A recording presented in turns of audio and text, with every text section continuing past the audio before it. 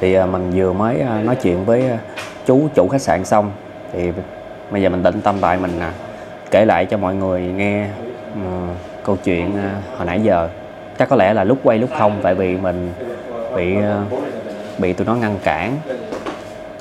Mình hoảng hốt quá, cái nút tay mình cứ bấm tới rồi bấm lui, tại tay mình thực sự mình rất là run lúc đó. Mình cứ bấm rồi mình tắt, bấm rồi tắt, cho nên là cái đoạn quay nó không có rõ ràng. Mình kể lại là lúc mình đang quay á, thì có một cái thằng cái mặt giống người Ấn Độ đi bộ lên thì tiếp chuyện với mình.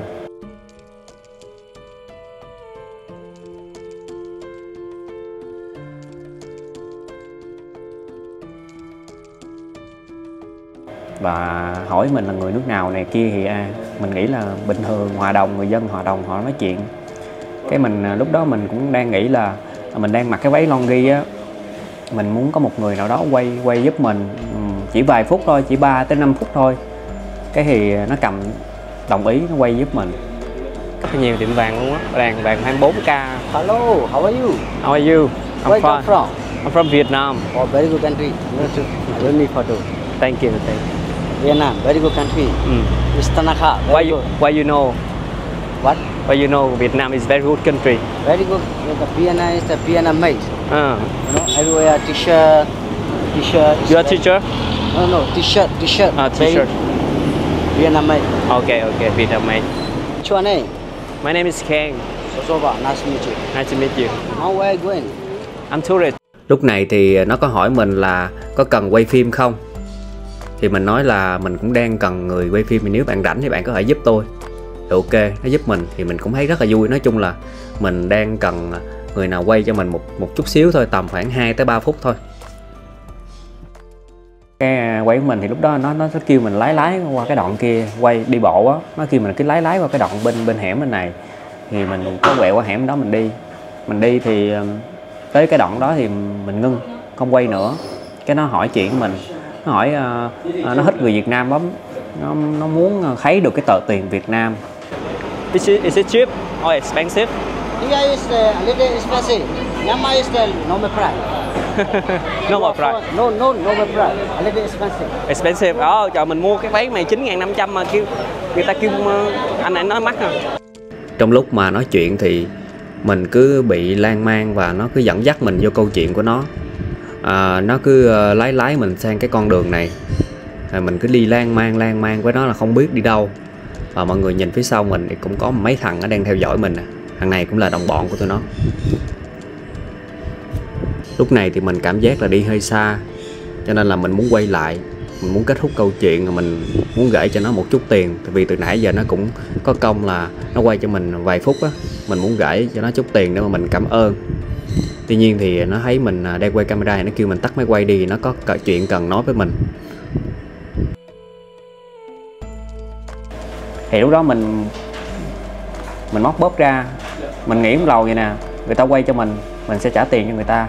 Mình tính trả cho 20.000 kyat, nhưng mà nó không lấy.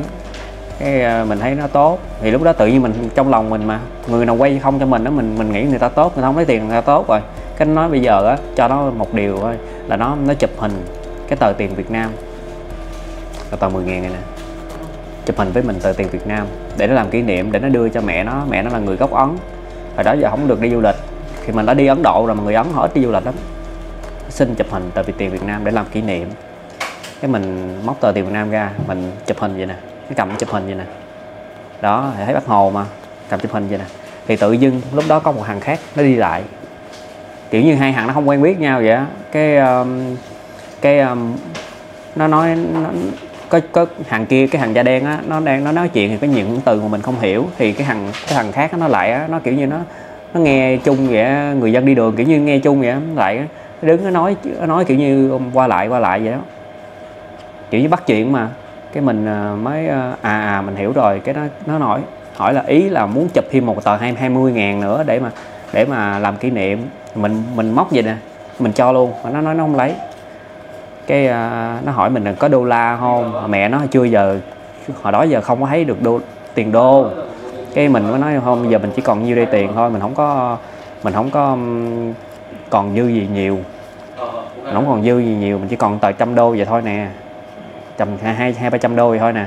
Cái mình chỉ lướt tiền thôi mà nha, nói chuyện như đây thôi mà không biết bằng một cách nào đó nó thôi miên mình kiểu gì, hay là nó nói mình làm cho mình phân tâm. Tự nhiên mình cầm vậy nè là mình mất luôn tờ 300 đô, không hiểu lý do tại sao. Tự nhiên một hồi cái nó đi xong á, mình định hình lại thôi nha, là mình đã mất 5 phút sau mình định hình lại, tại vì mình không nhớ là lúc đó là mình đẹp bóp ra mình đã làm những gì luôn. Tự nhiên mình định hình lại vậy nè, mình để dạch ra, mình chỉ nói là tao chỉ có nhiêu đây tiền thôi, muốn thì tao cho luôn tờ 10.000 20 nè để làm kỷ niệm. Nó không lấy, cái nó lật ra nó coi mình còn tiền gì mới khác không, tiền phi Thái hay tiền Lào gì không. Mình nói không có, chỉ có về thôi. Là tự nhiên mình mất 300 đô luôn. Mình không nhớ, mình đang kể là mình đang không nhớ gì lúc đó nha, chỉ có nó vỏn vẹn 2-3 phút thôi. Cái mình định hình lại, mình suy nghĩ là mình kiểm tra lại tiền của mình. Mình suy nghĩ lại mình kiểm tra lại tiền của mình, tại mình tự nhiên sực nhớ lại tại sao nó lại kêu mình coi hỏi tiền này tiền kia, tại mình cũng đa nghi á. Mình dạch bóp ra mình đếm lại tiền thì không còn tờ 300 đô nữa mọi người, không còn tờ 300 đô nữa. Thì có nghĩa là nó đã thôi miên về mình bằng một cách nào đó, là mình cầm 300 đô mình đưa nó luôn. Mình chỉ nhớ là mình lúc đó mình dạch bóp ra mình cầm tờ 10.000, nhưng mà tại sao lại mình cầm tờ 300 đô mình đưa nó luôn. Mình bị người ta bị lừa. Để mình bây giờ mình sẽ vô cạnh cảnh sát. Cái thằng kia nó lại nó vào police station. Mình hoảng hốt ra, mình tỉnh ra, mình chạy về cái hướng ngã ba ngã tư á. Mình hỏi cảnh sát, người đi đường. Mình chạy cũng tầm 500 mét này, rất xa rồi mọi người. Thì tự dưng có một cái người chạy xe đạp điện, ông già và một cái thằng trẻ tiếp cận với mình.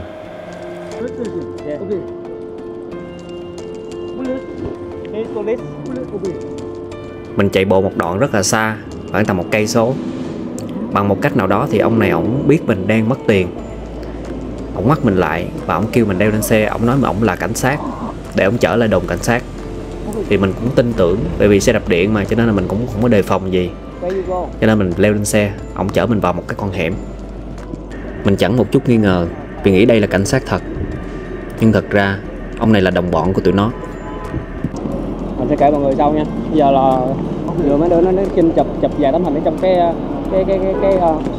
tiền Việt Nam. Mình kêu mình cầm xong rồi nó nói sao, cái mình 2-3 thằng cái nó lấy tiền của mình. Bây giờ mình để chút mình kể lại cụ thể cho mọi người xem. Ông già nó nói là tao là cảnh sát nè, mình cứ nghĩ là cảnh sát hình sự, tại vì ở Việt Nam mình cũng rành mà. Thì kêu mình lên xe, mình trở lại đồn cảnh sát. Cuối cùng mình lên xe đạp điện á, trở lại đồn cảnh sát, không trở lại đồn, ở con hẻm kế bên. Họ nói là chuyện gì, nói đi chuyện gì, có chuyện gì. Mình nói là mình mất tiền. Cái nói rồi, cái nó kêu là mày có quay được mặt đó không?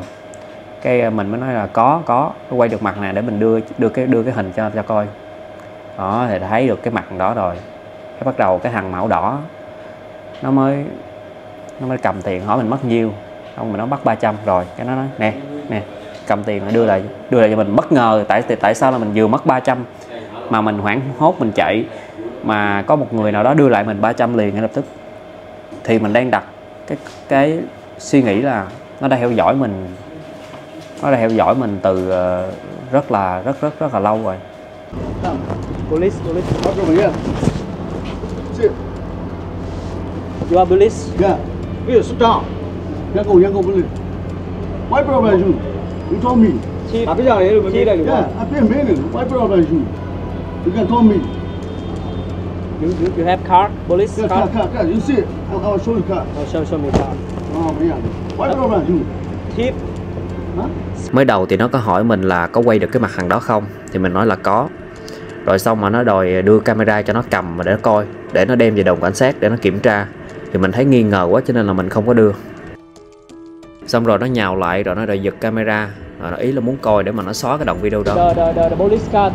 I know me. You know. Yeah. Hello. I call the police. Where the police station, sir? Sorry, where the police station, sir? I lose my money. My money. Sleep. That's it. I want to go. No. Wait a minute. Why? Why you don't show me the police Let's car? go. No, I call the army. I call army. No. Đồng bọn hay giỏi khắp nơi, nó nghĩ là mình hiểu là mình lộ rồi đó, lộ tại nó nghĩ mình thấy mình cầm máy quay nè, quay trúng mặt rồi nó mới trả tiền lại cho mình đó. Là nó nói nó là cảnh sát, nhưng mình không dám cầm, mình sợ một điều là mình cầm tiền đô giả. Mình mà cầm tiền đô giả mà mình đi ra sân bay mình đổi tiền á, là người cảnh sát quân đội sẽ bắt mình ngay. Mình rất sợ, mình mới kêu thằng đó đi chạy qua chỗ kia coi phải tiền hiện ra tiền giả. Nó chạy nó cũng đi bộ khắp nơi, nó cũng cho quay, nó đi bộ khắp nơi luôn. Cái, dẫn vô mấy cái chỗ đổi tiền á, mà hiện $300 là tiền thiệt. Mình không tin, nhưng mà mình nghi ngờ là thằng đó là đồng bọn, tại vì lộ rồi nó mới nhả tiền ra cho mình. Walking. Ông già kia thì ông cứ chạy theo mình, ông bắt mình leo lên trên xe để mà ông chở lại cái nơi khác. Nhưng mình nhất quyết là mình không chịu, mình đòi đi bộ. Okay, police. Lúc này thì nó cái nhất quyết là nó đưa tiền lại cho mình, nhưng mà mình nhất quyết là mình không lấy. Tại vì mình sợ một cái là mình đã bị bỏ bùa, cho nên là không biết là nó có bỏ cái gì trên cái đồng tiền không. Cái thứ nhất thì cái thứ hai là mình sợ là mình cầm tiền giả thì đi vòng vòng hồi là cảnh sát sẽ bắt mình. Why? I want to go to the police station. Why not? My money. My money. Okay. Why you have? Why you have? Simply no. I'm recording now. No problem me. I don't know you. That's why I get information. I can help you. I know he. India, he, I know. Why you I know? can pay $300. He can.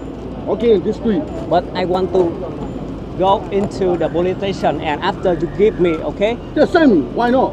Now you go there station. No. You pay there $200. That's illegal. Now you know. Okay, you go know, to. you know. Đây bạn ơi. I don't know me. Mình đã nhận được $300, nhưng mà bây giờ mình không hiểu tại sao mà anh này có $300 mà trong khi đó hồi nãy giờ có người họ theo dõi mình khắp nơi rồi, lấy $300 của mình. Thằng kia lấy $300 của mình, không biết tại sao lại qua ông này. You are no lie. Friend, I can before I talk. Why you don't show me the police car? I know that he. Now I'm a car. I want to see him. My home. I'm a car. I want to see him. He. You know, your problem. I can talk. To buy $300. Why I know this is a real dollar? It's maybe fake dollar. Right. Maybe it's fake dollar. No, I Oh, don't you can believe. talk. Okay. I come here. Change up. Check. Money change up. Money check. Yeah. Check. Yeah, I check. want to Okay. check is it real dollar. Check. Come. Money change up. Check. Okay. Money change up. Yeah, money change up. You can check. You can talk. I'm recording now. Yeah, come. Sau một hồi cãi qua cãi lại thì cuối cùng nó cũng không có đưa ra cái thẻ cảnh sát để cho mình coi. Thì mình nghĩ ngay nó là cảnh sát giả. Nhưng mà nó quyết định là nó trả tiền lại cho mình chứ nó không lấy nữa. Mà mình thì quyết định là mình không dám cầm. Tại vì vấn đề không phải là mất tiền mọi người. Số tiền thì nó cũng không có nhiều, nhưng mà mình sợ tụi nó đang dàn cảnh để mà nó làm một cái chuyện gì đó, nó làm ảnh hưởng đến mình. Và mình đang một mình ở đây thì mọi chuyện nó sẽ diễn ra nó rất là nguy hiểm. Cho nên là mình rất là đề phòng. Mình đã bị rồi cho nên là mình không dám đụng vô tiền, cũng không dám đụng vào bất cứ thứ gì mà nó đưa hết. Lúc đi thì nó cứ đánh lạc hướng mình để nó không có đưa cái thẻ cảnh sát ra. Và nó nói là ở Myanmar mấy cái vụ bỏ bùa này nhiều lắm, cho nên là mình đi ngoài đường mình phải cẩn thận, không có nói chuyện với người lạ. Mình bị bỏ bùa xong nhưng mà trong lúc này mình cũng rất là tỉnh. Mình không có bị mê man, cũng không có mệt, cũng không có nhức đầu gì hết á. Chắc là cái khoảng cách tiếp xúc với lại cái thời gian tiếp xúc mình với nó chỉ có mấy phút thôi, cho nên là mình cũng không có bị dính nhiều. Mà mình tỉnh ngay lúc đó. What you are, who you are. Okay, I want to see you how you are. Where is your card? Police card. I'm a car. My home. No, my home, not your home. I want to see in the police station. Why you don't work in the police station now? I got me. Okay. Money change up. But I No shoe up. what you are working? My home again. Now I work. You working? Now I finish. No, no finish. Okay, you go. Finish. I call the police now. Where the police station, sir? I don't know.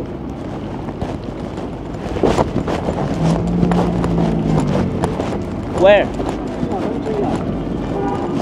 Everywhere you can check. No. Okay. And now the finish, you go back. You and me, no friend. That's why. Very angry. I'm recording him. I'm recording him. I see him. I'm recording all my face of him. Okay, two guys. I don't know. I don't know. You don't know why you don't know, but you know what I'm doing. Hello, sir. Can you check for me? This is a real dollar. Real dollar or fake dollar, sir? I'm losing money. I'm losing money. Another guy take me money. 咁即係我講你啊，我講你啊，我啱聽咗邊，咁即係你咪難識啊，聽下嘛，跟住你喎，好啦冇嚟，你過嚟好嚟㗎。Để mình nghe. Again, no camera. Okay, no, I'm recording This shot, myself. no camera. I'm recording myself here. Me, it's okay. He in problem. Okay, I'm recording myself. Sorry, sir. Where's the police? Police. Now you are die already. You can go. Mình có cầu cứu rất là nhiều người dân đi đường, tuy nhiên thì không có ai giúp đỡ mình hết á. Họ nghĩ chắc là do cái tình hình đất nước đang lộn xộn rồi băng đảng trộm cắp khắp nơi, cho nên là họ rất là sợ liên lụy. Trong lúc này thì mình có cầu cứu một cái chú đang hớt tóc ở cái tiệm kế bên. Thì không biết tại sao mà tự nhiên mình đưa cái điện thoại nói là gọi cảnh sát giúp mình. Tự nhiên cái chú này đứng dậy nổi giận và đòi đánh, đòi giết mình. Thật sự mình cũng không hiểu chuyện gì đang xảy ra.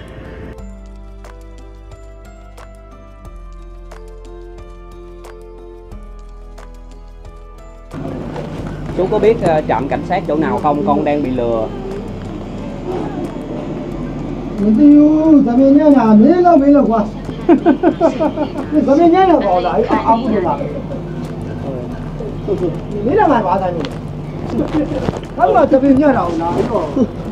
Look, I want to. You go around. Oh, I waiting. Sure, you can talk. This show me problem. This show no problem. I can show you immediately. Không có dám cầm, sợ cầm tiền giả. Thì mình rất sợ. Mình vô trong cái chỗ tiệm vàng á, cái chú bảo vệ trong tiệm vàng á, dẫn có cái cô kia dẫn mình qua chỗ cảnh sát, ngay tại cái đồn cảnh sát luôn. Thì cái thằng đó nó mới chạy đi chỗ khác, nó chạy luôn. Thì mình nghĩ ngay là tụi nó mọi người, nghĩ ngay là tụi nó. Nếu nó là cảnh sát thiệt, tại sao nó không đi với mình tới đồn mà nó lại sợ tới đồn. Đó thì điều đó là mình nghĩ ngay là mình đã gặp thôi miên lừa đảo tại Myanmar. Lần đầu tiên kinh hoàng trong cuộc đời mình bị thôi miên. I can no see you are all there. That's why I can no see. My friend or my friend, he can buy $300. He can pay the you. I can help you. Who is her? You need Taiwan money change. I can need Taiwan money. You can see Taiwan money. You see, that's why Taiwan money. Any day I can buy. The change. I okay. Money change there. Before. I station now, the finish. That's why. And no scare camera. Why not me? Why not me camera? Okay. I like camera. No problem. Trust me. Go there, Bojong Market. Okay. No, bank okay. Bank is okay. Why you can tell me no? Yeah. I talk. And the jewelry shop, okay. Cũng may là lần trước thì mình có nói chuyện với cái chú bảo vệ tiệm vàng này, thì chú có nhớ tới mình. Chú mới gọi điện thoại kêu vợ chú dẫn mình tới đồn cảnh sát. Thì lúc này thằng này nó mới bực mình. Yeah. Why you talk? You got lying. You got lying, brother. I can help you. You can talk the bank. Why you? Station. You go down now. Why you don't go inside the bank? You want to go inside the bank? I don't know talk. You talk. I can wait. I can follow me. Okay. Yeah. Why not? You talk, brother. I don't lie.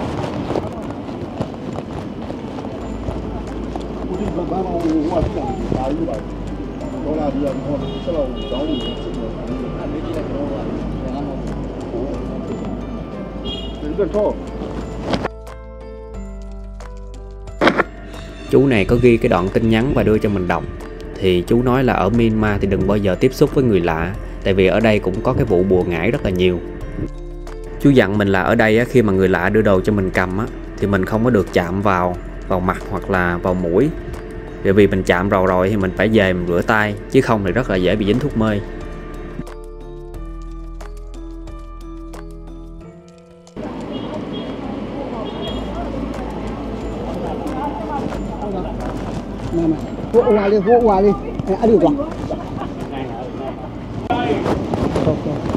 Thank you, thank you.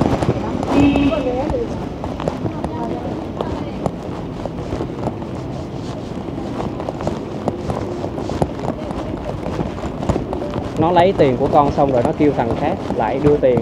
Con bị lừa, con sợ tiền này là tiền giả, con sợ quá, con giúp giùm con đưa đến chỗ cảnh sát. Money change.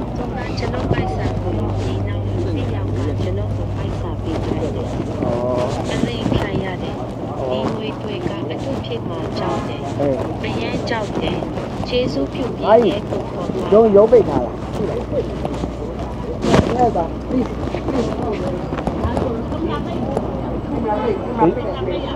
Police. Sau khi mà cô này quyết định dẫn mình tới đồn cảnh sát thì cái thằng nó lại bỏ chạy. Nói chung trong đời mình chưa bao giờ mà mình trải qua chuyện này. Mình đi rất là nhiều nơi rồi, nhưng mà lần đầu tiên mà mình gặp. Từ đó tới giờ là mình chưa bao giờ tin vào những cái chuyện buồn ngãi, thôi miên, dỗ dai lấy tiền. Mình nghe ở Việt Nam nhưng mà mình nghĩ chắc là những cái tin đó toàn là những cái tin xạo thôi. Mình không có tin. Cho đến bây giờ mình gặp chuyện này ngay tại Myanmar. Thật sự là kinh hoàng trong cuộc đời. Bằng một cách nào đó mà nó thôi miên mình tự ghét, mình móc tiền ra mình đưa cho nó luôn. Tiền thì mất thì mình không có lo, chỉ có vài trăm đô thôi. Nhưng mà cái mà mình lo là cái sự an toàn của mình ở đây. Tại vì mình còn ở vài ngày nữa. Mà bây giờ thì mình đang tới đồn cảnh sát, mình báo cảnh sát, thì không biết là cái băng nhóm tụi nó sẽ cái trả thù mình hay là không. Nói chung cái sự an toàn của mình bây giờ là mình rất là hoang mang. Và mình cảm giác là ở Myanmar nó rất là loạn lạc.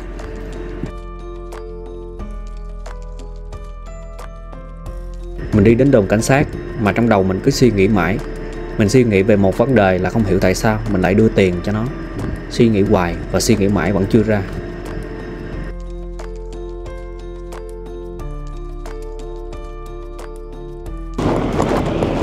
Okay. Okay. Thank you so much.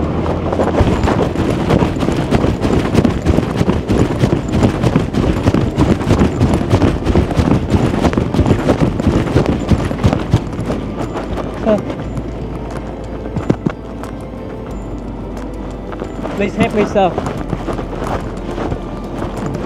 Sir, please help me. I'm from Vietnam. Can you help me? Scammer. Yeah. I show you the camera.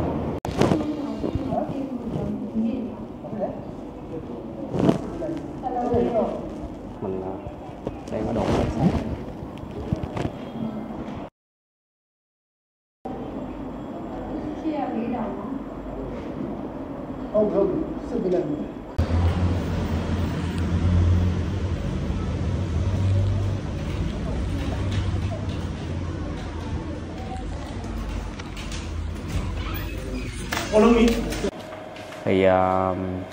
Thì sau đó cô kia đưa mình tới đồn cảnh sát á, thì cô đó đi về. Mình vô đồn cảnh sát thì cảnh sát không hỏi bất cứ điều gì. Hỏi sao vậy? Đừng buồn, bình tĩnh, đừng buồn. Người ta nói mất cái gì? Cái mình nói mất 300 đô nè. Cảnh sát cầm 300 đô đó hỏi có muốn kiểm tra tiền này hay tiền giả không? Mình nói có. Cảnh sát không hỏi tên mình, hỏi mình ở đến từ đâu thôi. Cái tự nhiên có một ông cảnh sát trong phòng đi ra, không hỏi cứ điều gì, cũng không hỏi gì hết á. Cái dẫn đi vòng vòng qua chỗ đổi tiền á, kiểm tra tiền thiệt hay tiền giả. Cái tới chỗ cái đổi tiền thì kiểm tra rồi thì đó là tiền thiệt. Cảnh sát nói yên tâm chưa? Nói rồi. Nhưng mà mình hỏi cảnh sát lại một lần nữa, nói hỏi tại sao anh không lấy bất cứ thông tin gì của những cái người đó, mình có quay phim lại hết những cái mặt thằng đó. Cảnh sát nói không sao, cứ đi về đồn đi.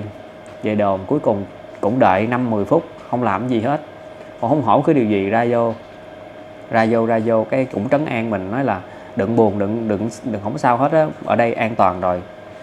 Cái mình cũng tin mình, tại vì mình giao tiếp bằng tiếng Việt dịch qua tiếng Myanmar mà, thì ảnh cứ động viên mình thôi. Cái xong cái đưa một cái người cảnh sát khác ra nữa làm việc với mình, lại nói là bây giờ em ở đâu, ở gần đây không.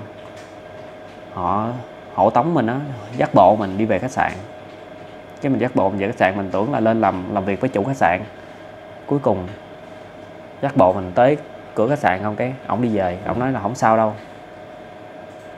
Mình hoang mang vô cùng.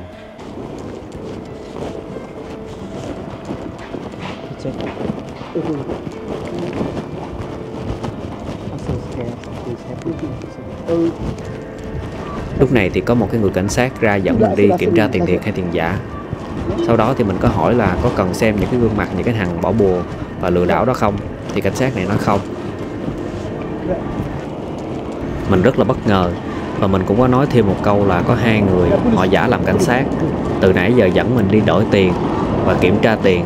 Anh có muốn xem 2 người đó có phải là cảnh sát thiệt hay cảnh sát giả không? Thì cái người cảnh sát này họ cứ né tránh mà họ không muốn xem cái điều đó. Now recording, okay? Yes, yes. Yeah. Tại sao lại một cái vụ lừa đảo thôi miên như vậy mà họ không hỏi bất cứ thông tin gì, mặc dù mình đang có quay tất cả các video clip. Nếu như ở Việt Nam người ta sẽ lấy trích cái đoạn video này ra, đúng không? Nhưng ở đây không. Và họ nói là bạn cứ lên khách sạn và ở ngủ ngon đêm nay. Mình đang đặt cái suy nghĩ là tụi nó đã theo dõi mình khắp nơi và nó lộ mặt rồi, mình đã báo cảnh sát rồi, nó đã biết mình báo cảnh sát rồi. Có thể nó leo lên, nó thuê phòng tại khách sạn này, nó ở phòng kế bên, nó gõ cửa mình, nó giết, nó xử mình luôn trong đêm nay. Cho nên mình rất sợ. Mình đã trình bày với các chủ khách sạn ở đây, nhưng mà bây giờ đang đợi chú báo cảnh sát lại.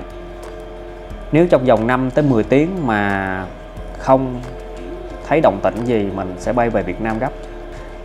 Nghĩ là tại một thân mình, nếu mà chuyện bình thường cướp giật thì mình không sợ, nhưng mà mình thấy tụi nó băng nhóm bây giờ thôi miên mình. Lần đầu tiên mình bị thôi miên, mình mất tiền mà mình không hiểu lý do tại sao. Mình kể mọi người nghe từ có, từ không, từ nhớ, từ không, chỉ vỏn vẹn có vài phút thôi.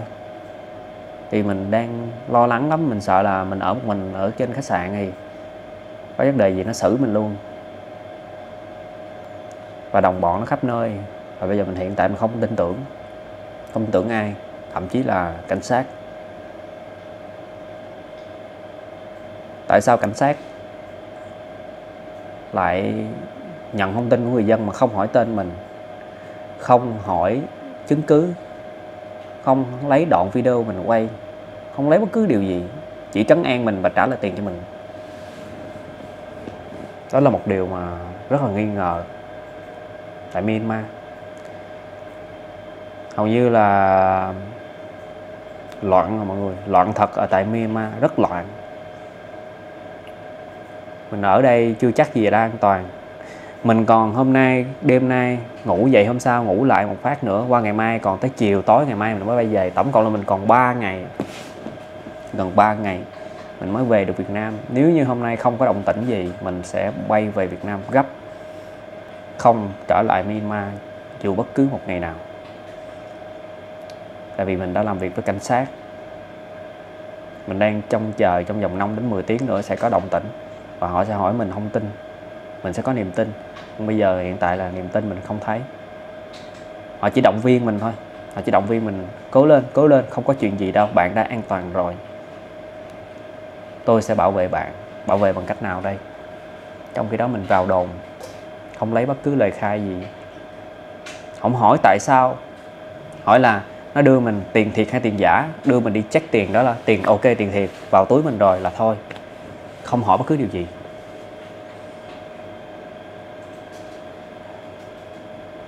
Cái đó mình không sợ. Mình sợ là cái tụi lừa đảo ở ngoài á, mọi người. Có thể là cảnh sát họ thấy là cái việc này đã xong rồi, họ không muốn làm. Nhưng mà cái mà mình sợ là tụi bên ngoài á, đã bị mình quen cái mặt lại rồi, mình đã làm lớn chuyện rồi. Thì có thể nó không để mình yên. Tại nó biết mình vào đồn cảnh sát rồi mà. thì một là cảnh sát đang làm nghiệp vụ, hai là cảnh sát không làm. Nhưng mà nếu mà nó đã biết mình đã vào đồn cảnh sát thì nó biết chắc chắn nó sẽ bị bắt. Nếu mà chắc chắn nó đã bị bắt thì nó sẽ xử mình luôn. Cho nên mình thực sự mình không dám về phòng, mà không dám lang thang ở Myanmar nữa, cũng không dám ở đây nữa. Nếu như mình ở ngay tại chỗ này á thì nó có thể là nó leo lên, nó ở phòng kế bên, tối nó xử mình luôn tại đêm nay. Vì tội phạm Myanmar bây giờ kinh khủng lắm mọi người, kinh khủng lắm. Bây giờ mình đã báo tới chủ khách sạn rồi, coi động tĩnh như thế nào. Nếu không mình sẽ bay về Việt Nam.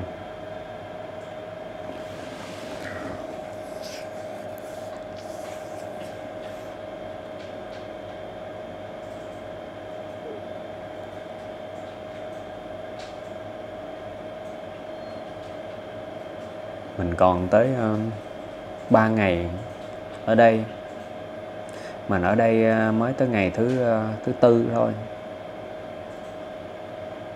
Mình có thể bỏ vé ngay lập tức, mình mua vé mình bay về Việt Nam. Vé bay về gấp rất là mắc tiền, mình có thể mình bỏ luôn. Hoặc nếu bắt quá thì mình sẽ lên sân bay. Có sân bay có chỗ nào để ở không thì mình sẽ ở ngay tại sân bay. Mình không dám về Yangon nữa, không dám về cái khu này nữa, vì mình đã bị tụi nó theo dõi rồi. Bị tụi nó theo dõi rồi. Cho nên là bây giờ mình ở đây thì càng chết.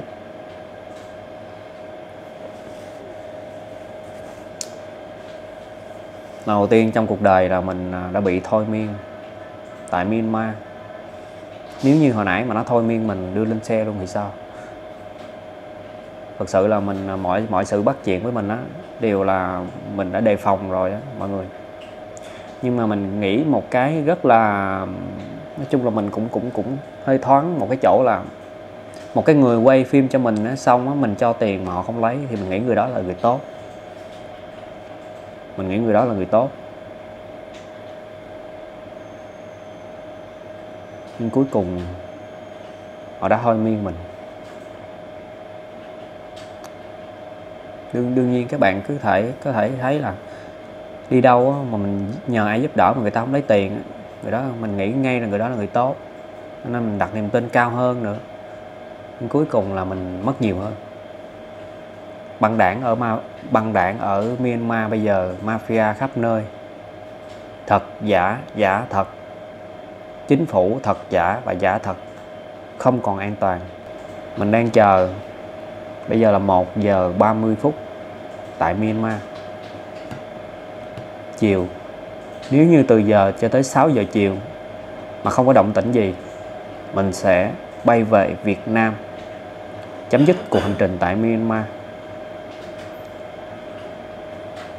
Thì mình tâm sự lại với mọi người thôi. Bây giờ trong ký ức của mình chỉ nhớ là lúc đó mình đang mở cái bóp ra, đưa nó tờ tiền 10.000, và sau đó mình mất tờ 300 đô.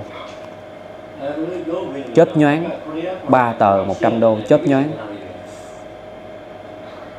Không hiểu tại sao. Ký ức của mình chỉ có nhiêu đó thôi. Và sau đó mình chợt tỉnh ra là mình đã mất 300. Tự nhiên lúc đó mình nghi ngờ nha. Mình mở bóp ra thì mình mới kiểm tra mình thấy. Khi gặp người khác là họ đi về khách sạn, họ mới kiểm tra là họ biết á, nó biết á.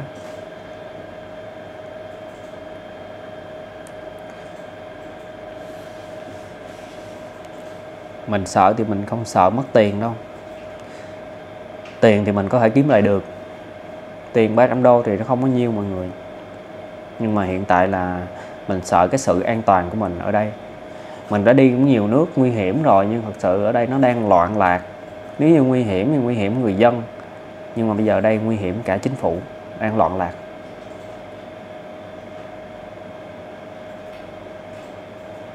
Thôi thì